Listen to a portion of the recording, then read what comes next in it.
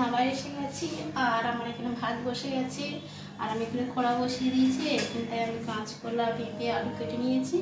এটা তরকারি হবে পেঁয়াজ দিয়ে। কড়া বসিয়ে দিয়েছি আর আমি তেল দিয়ে দেবো কড়ার মধ্যে।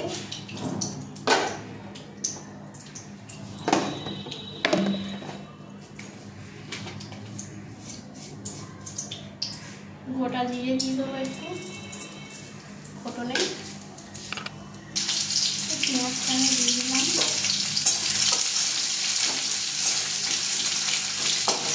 পেঁয়াজটা ভাজা হয়ে গেলেই আমি সবজিটা দিয়ে দেবো।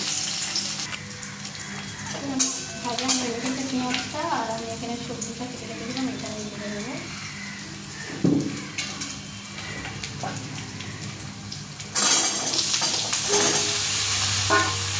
হালকা কড়া হয়েছি আর এই মাছের মাথা নিয়েছি, মাছের মাথাগুলো মেখে নিতে হবে। কড়াইটা মেখে তেল দিয়ে দেবো।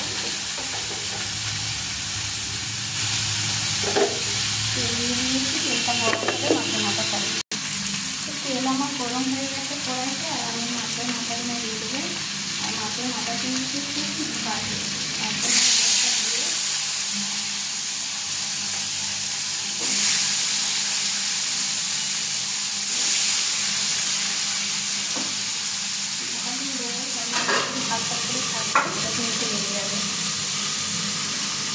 মাছের মাথা যখনই থাকবে গ্যাস বাড়িয়ে দিয়ে ঢাকা দিয়ে দেবে।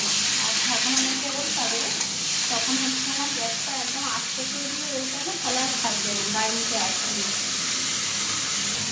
সেটা আমার কোথা হয়ে গেছে, এখন এখন জল দিয়ে দেবো এটাকে।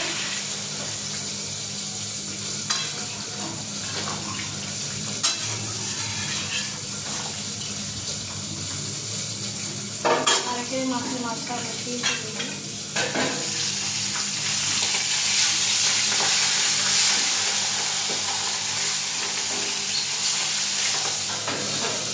মাথা তো খুব ভয় লাগছে। তো মাছের মাথা আমার ভাজা হয়ে গেছে আর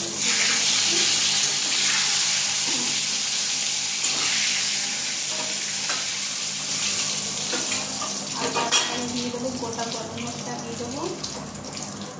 আর তারপরে আমি এখানটা আলু রেখেছি ডুমো করে কেটে, আর এখানে আমি আদা রসুন বসে রেখেছি আর একটা টমেটো আছে এটাও দিয়ে দেবো। আলুটা আমি আগে দিয়ে দেবো, যে একটু ভাজা ভাজা করে দেবো। তো আলু ভাজা ভাজা হয়ে গেছে আর আমি এগুলো দিয়ে দেবো।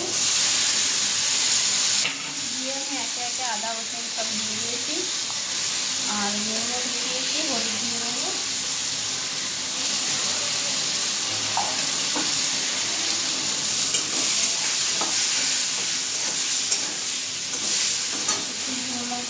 দেবো মশলা আমার প্রথম হয়ে গেছে আর মাথাগুলো আমি দিয়ে দেবো। আপনার ভালো করে নেড়ে চেড়ে তারপর আমি জল দিয়ে দেবো। আমার সবজিটা কোথা হয়ে গেছে মাছের মাথাটা আর আমি জল দিয়ে দেবো। হালকা করে জল দিয়ে দেবো।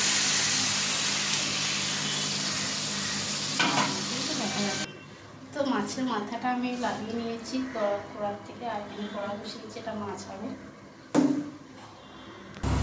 তো এখানে আমার আলু থেকে তরকারি বসিয়েছিলাম, ওটা আমার হয়ে গেছে আর আমি লাগিয়ে দিয়েছি আর এখানে আমার রান্না শেষ। তো আমি এখানে ভাত বেড়ে নিয়েছি আর এখানটায় আমার হচ্ছে কোনো ওই কাঁচকলা দিয়ে তরকারি আর এখানে ঢেঁড়স সিদ্ধ, পেঁপে সিদ্ধ আর এটা হচ্ছে মাছের ঝোল। তো আমার রান্না ভালো লাগলে শেয়ার করবে, কমেন্ট করবে। টাটা।